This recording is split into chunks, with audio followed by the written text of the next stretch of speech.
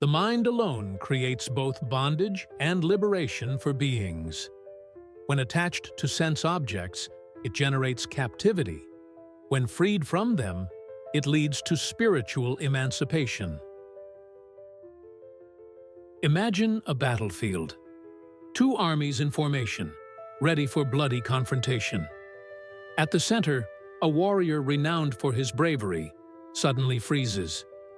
His hands tremble uncontrollably. The bow slips from his fingers. He refuses to fight.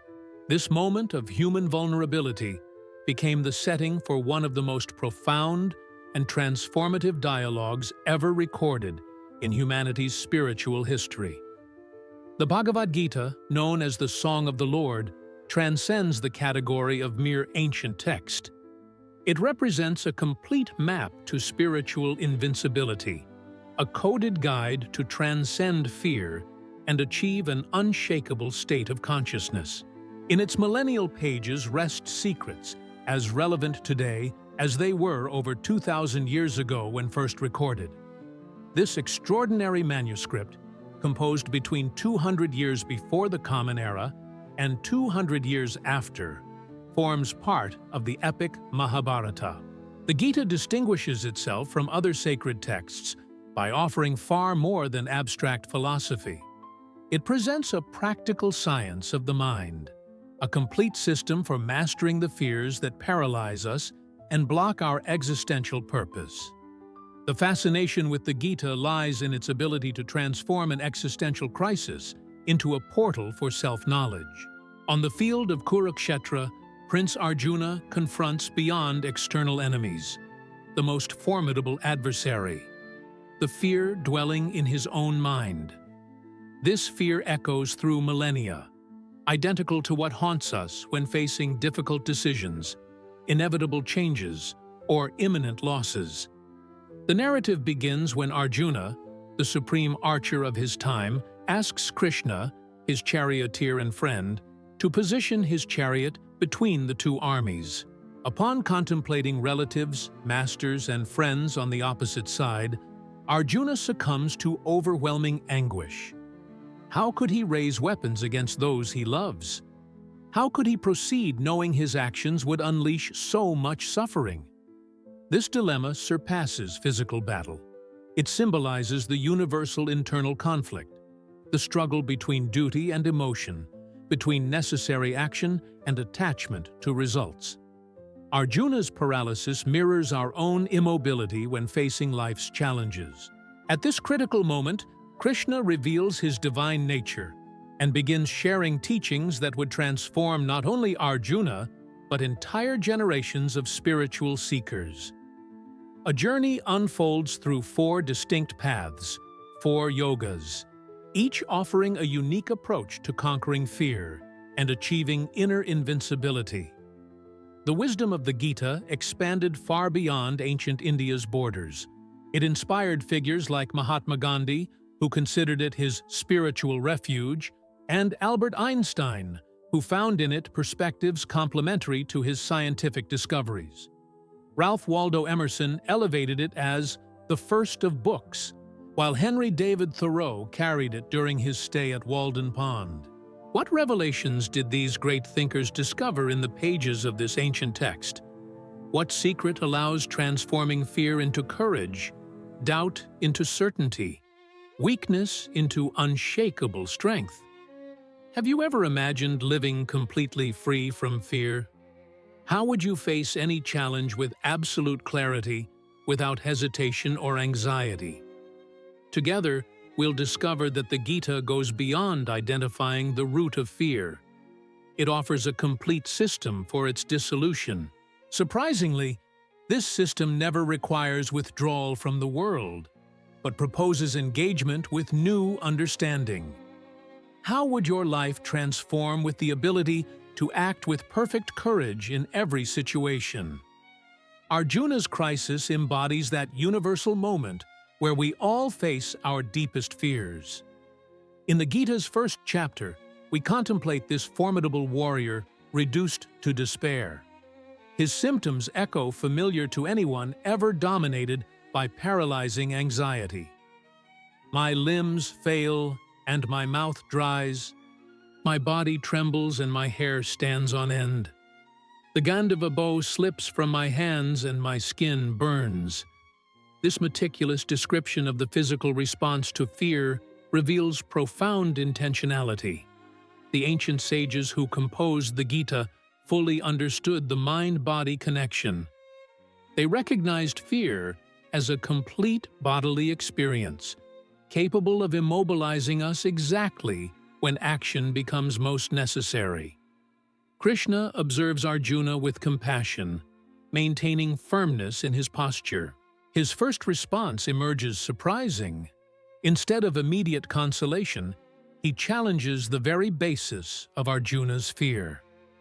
Where did this despondency come in time of danger? This dishonors you, Arjuna. This closes the doors to both heaven and honor.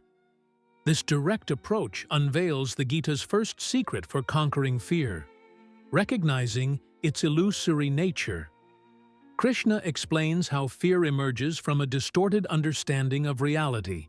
He then introduces Jnana Yoga, the path of knowledge, as the first step to transcend fear. You grieve for those who need no grief, affirms Krishna, though your words sound wise. True sages never grieve for the living or the dead. This enigmatic declaration opens the way for one of the Gita's most profound teachings, the eternal nature of the soul. Krishna reveals that the true self, the Atman, never births or dies. It remains immutable, eternal, and indestructible. Everything born inevitably dies, and everything that dies certainly rebirths. However, our essence completely transcends this cycle. Just as one abandons worn-out clothes and acquires new ones, the soul discards worn bodies and enters new ones. This understanding completely revolutionizes our relationship with fear. If our essence remains eternal, what would remain to fear? Death, the foundation of so many human fears, reveals itself as mere transition, never an absolute end. Feared losses transform into metamorphoses, never annihilations. Krishna proceeds beyond this point. He recognizes that isolated intellectual knowledge rarely dissipates deeply rooted fears. Therefore, he introduces the second path, Karma Yoga, the yoga of detached action. Your right limits itself only to action, never to its fruits. Never let results motivate your actions, nor become attached to inaction. This teaching directly addresses the fear of failure that immobilizes so many people. When we act attached to results, the fear of not achieving them can completely paralyze us. The Gita teaches that true freedom arises when we act with excellence, maintaining internal detachment regarding the outcome. Imagine living this way, dedicating yourself entirely to the present task, offering your best in every situation, remaining internally free from the weight of success or failure. This invincibility constitutes Krishna's promise. To illustrate this principle, the Gita employs the lotus leaf metaphor. Just as water never adheres to the lotus leaf, sin does not attach to one who acts without attachment. The lotus leaf emerges from mud, floats on water, remaining perpetually dry and immaculate.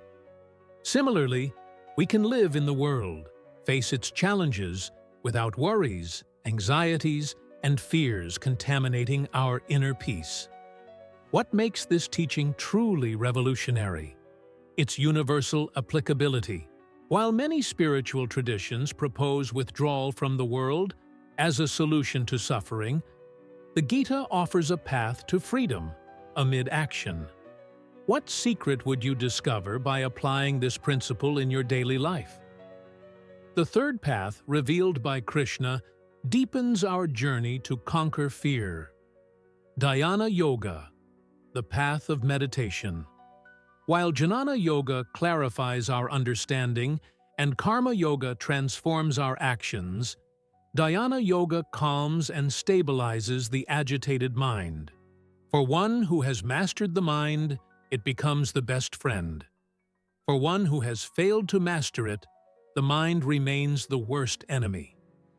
Krishna describes the uncontrolled mind as restless, turbulent, obstinate, and powerful. He acknowledges its difficulty to control, comparing it to the wind. However, he categorically affirms, this mind can be tamed through constant practice and detachment. The meditation described in the Gita transcends simplistic relaxation techniques. It constitutes a complete science for transforming consciousness. Krishna instructs Arjuna on posture, breathing, concentration, and elevated states of consciousness. He describes the process meticulously. Establish yourself in a pure place, neither too high nor too low. Cover it with cloth, deerskin, and sacred grass. Seated, control mind and senses. Practice meditation to purify yourself. The objective of this practice? To quiet the mental fluctuations responsible for fear. When the mind agitates with thoughts about past or future, it generates anxiety, worry, and terror. Through meditation, we learn to anchor consciousness in the present moment, where fear loses its power. Krishna describes the result of this practice. When the disciplined mind establishes itself in the self, free from all desires, then one is considered in perfect yoga. This state transcends mere momentary experiences of calm. It represents a fundamental transformation in the relationship with reality. The person established in Dhyana yoga sees all beings equally, remains undisturbed before pleasure and pain, considers a clod of earth, a stone, and gold with the same value. Imagine possessing such equanimity. Life's ups and downs, criticisms and praises, success and failure. None of this would disturb your inner peace. This mental stability represents the true invincibility promised by the Gita. Krishna then introduces the fourth path, perhaps the most powerful, Bhakti Yoga, the path of devotion. While other paths require intellectual discipline, conscious action, or mental control, Bhakti Yoga activates the transformative power of love. Those who fix their minds on me, worshiping me with constant devotion and supreme faith, I consider perfectly united with me. This path recognizes a profound truth about human nature. Fear often arises from feelings of separation and isolation. When we perceive ourselves as isolated entities, vulnerable in an indifferent or hostile universe, fear becomes a constant companion.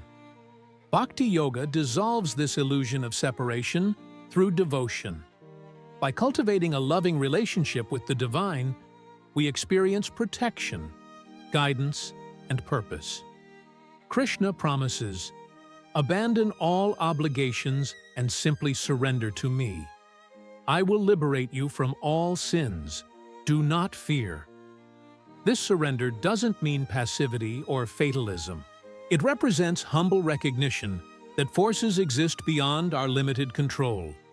By aligning ourselves with the divine, we access wisdom and strength superior to our individual capabilities. Devotion radically transforms our relationship with fear. When we feel deep connection with the divine, anxiety about the future dissolves. Krishna assures, my devotee never perishes. Each of these four paths, knowledge, detached action, meditation, and devotion, offers a unique approach to conquering fear.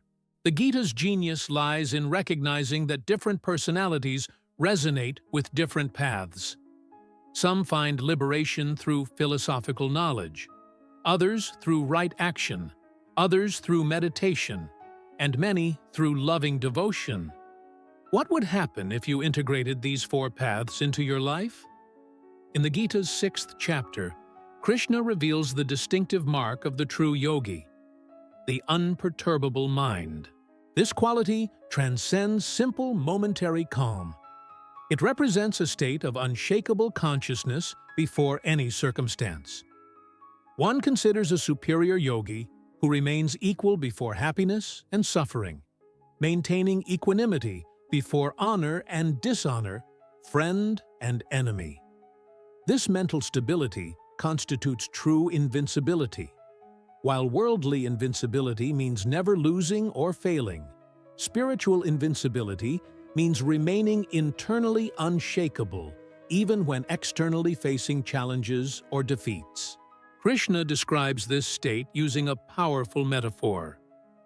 Just as a lamp in a windless place does not flicker, so remains the disciplined mind of the practicing yogi. Visualize this image. A perfectly stable flame, constantly shining, indifferent to external conditions. This flame represents our consciousness when we completely conquer fear. How to achieve this extraordinary state? Krishna explains that invincibility naturally arises when we integrate the 4 yogas into our life. Correct knowledge clarifies our understanding, detached action purifies our motivations, meditation stabilizes our mind, and devotion opens our heart. The Gita meticulously describes the obstacles in this journey. Krishna warns about the dangers of excessive sensory indulgence. The senses are powerful and violently drag even the mind of the sage who strives for perfection. He also warns against ascetic extremes. Yoga belongs neither to one who eats too much nor fasts too much, neither to one who sleeps too much nor always stays awake. The path to invincibility requires balance in all aspects of life. Krishna advises, for one, moderate in eating and recreation, disciplined in activities, regulated in sleeping and waking, yoga destroys all suffering. This balance rarely occurs accidentally. It requires consistent practice and unshakable determination. Krishna recognizes that the mind naturally resists discipline. Certainly, the mind shows itself restless and difficult to control. However, through constant practice and detachment, it can be mastered. Here we find another profound secret of the Gita: the importance of regular practice. Spiritual transformation rarely happens through isolated experiences or momentary insights. It arises through daily cultivation of habits aligned with our highest goals. Krishna compares this practice to lighting fire through friction: constant, patient, persistent. Just as fire gradually arises through continuous friction, the inner light awakens through constant practice. When we face difficulties in this journey, Krishna offers a comforting assurance. No effort on this path is ever lost. No obstacle remains definitive. Even the smallest progress protects against great fear. This promise contains extraordinary hope. Unlike worldly endeavors where only complete success brings reward, in the spiritual journey each step brings benefit. Each moment of practice, each act of consciousness, each sincere effort produces positive transformation. Krishna reveals another surprising aspect of invincibility. It doesn't mean absence of emotions or apathy. The perfect yogi feels deep compassion for all beings, recognizing his own consciousness in every creature. I see the same consciousness in all beings, and all beings in my consciousness. One who sees me in everything and everything in me never loses my presence, and I never abandon him. This unified vision dissolves the root of fear, the illusion of separation. When we recognize our fundamental interconnection with all existence, anxiety about our individual survival naturally diminishes. The invincibility described in the Gita transcends superficial conceptions of power or control. It represents complete inner freedom, the ability to remain centered in eternal truth even when the world around collapses. What would happen if you cultivated this inner stability before daily challenges. In the Gita's 12th chapter, Krishna addresses a fundamental question: how to apply these elevated teachings in everyday life. How to transform abstract philosophy into lived reality. His answer reveals another profound secret: gradual practice. Krishna recognizes that not everyone can immediately absorb and implement the highest teachings. He offers a progressive path, suitable for different levels of understanding and capability. If you cannot firmly fix your mind on me, then seek to reach me through regular yoga practice. If regular practice seems difficult, dedicate yourself to actions performed for me. If even this seems beyond your capabilities, simply surrender to me, renouncing the fruits of all actions. This compassionate approach recognizes our humanity. Spiritual transformation rarely happens instantly. It occurs through gradual steps, each building upon the previous. Krishna then describes the qualities that naturally develop when we practice the Gita's teachings.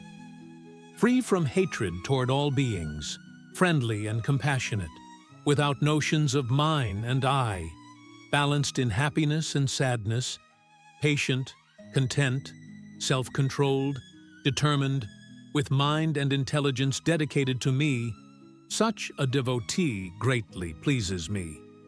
These qualities represent the external manifestation of inner invincibility.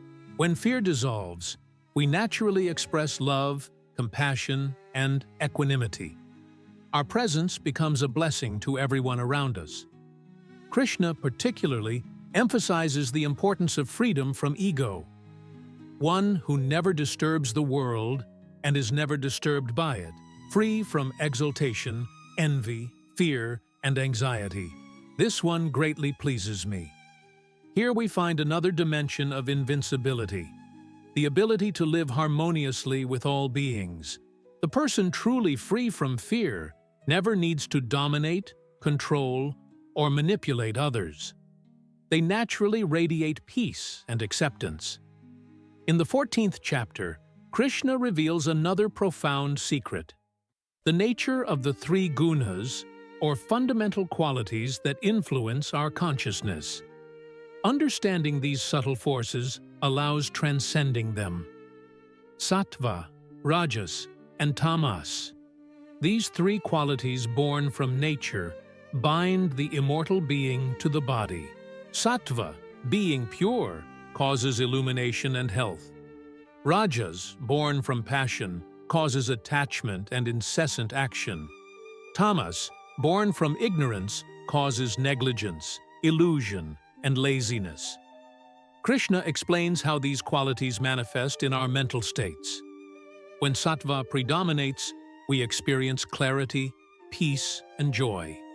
When rajas dominates, we feel agitation, desire, and anxiety. When tamas prevails, we experience confusion, lethargy, and fear. Invincibility arises when we completely transcend these three qualities. Krishna describes the person who has achieved this state: one who remains indifferent, undisturbed by the gunas, understanding that only the gunas act, remaining firm and unshakable. This understanding liberates us from identification with transitory mental states. When fear arises, we recognize, this is just tamas operating, not my true nature. Sith.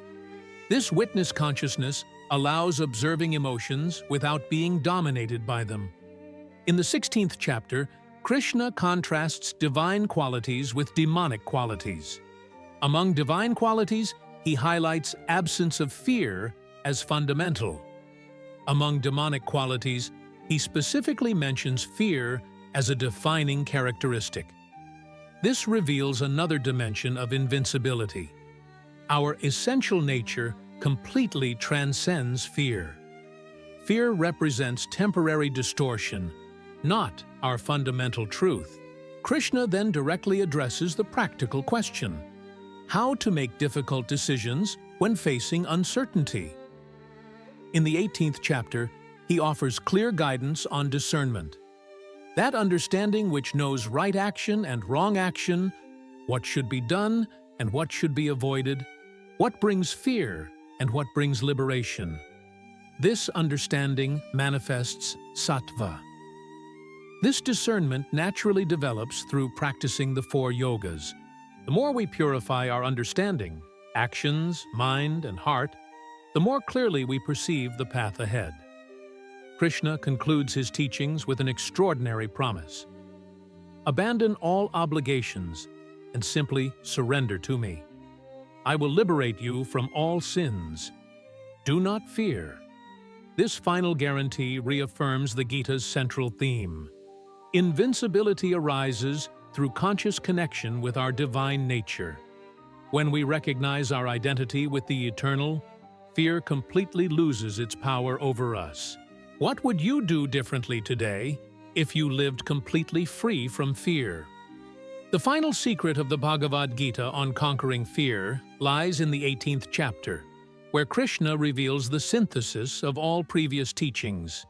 He explains that true invincibility arises when we harmoniously integrate the 4 yogas into our daily life. Those who study this sacred dialogue worship me through intelligence. Those who listen with faith and without envy liberate themselves and reach the virtuous worlds of those who practice right actions. This verse suggests something profound. Mere sincere contemplation of these teachings initiates inner transformation.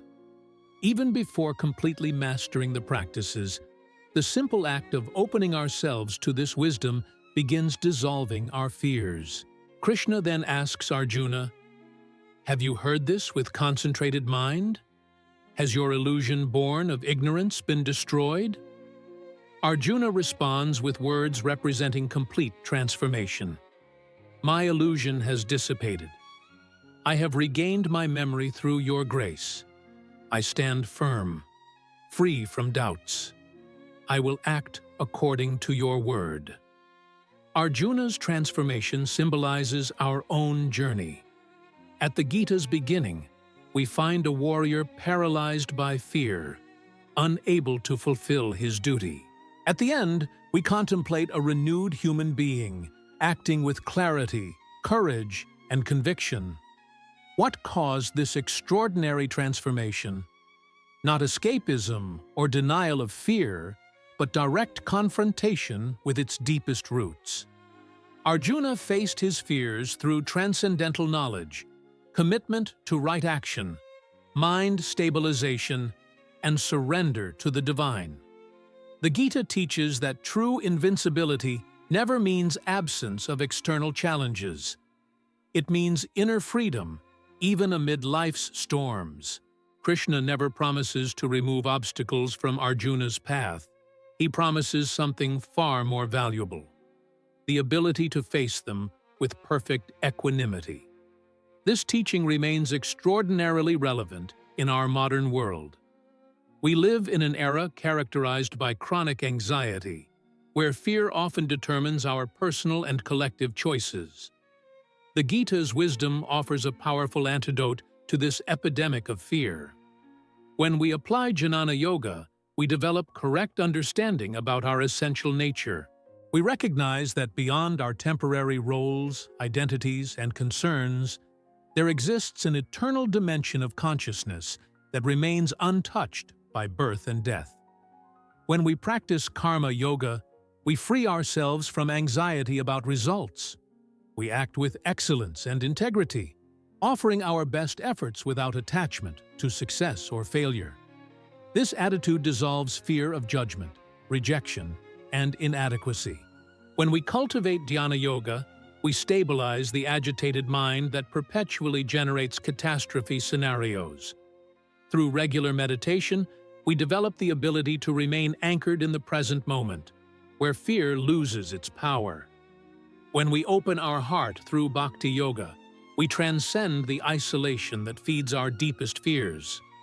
We experience intimate connection with the divine, feeling loved, protected, and guided even in the most challenging circumstances. The invincibility described in the Gita manifests in practical ways in our daily life.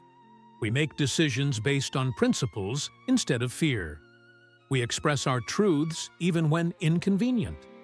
We remain faithful to our values even under social pressure.